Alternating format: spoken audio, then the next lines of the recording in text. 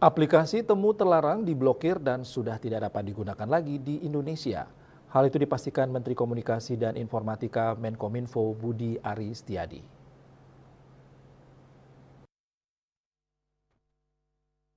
Langkah tersebut diambil untuk melindungi usaha mikro, kecil, dan menengah UMKM dalam negeri dari ancaman model bisnis yang diterapkan oleh aplikasi tersebut.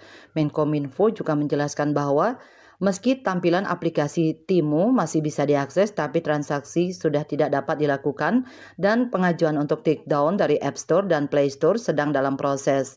Tidak hanya Timu, Menkominfo juga menyoroti aplikasi lain seperti Sein yang menjalankan konsep bisnis serupa, yaitu penjualan langsung dari luar negeri kepada konsumen Indonesia. Langkah ini diambil sebagai bagian dari upaya pemerintah untuk melindungi ekosistem UMKM di Indonesia dari persaingan tidak sehat dengan perusahaan luar negeri.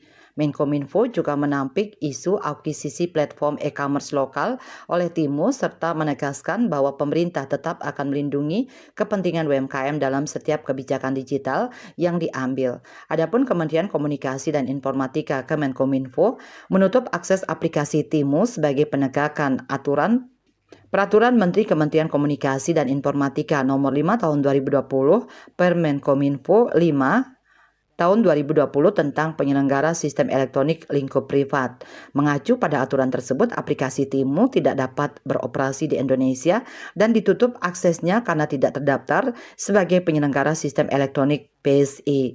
Bali Post melaporkan.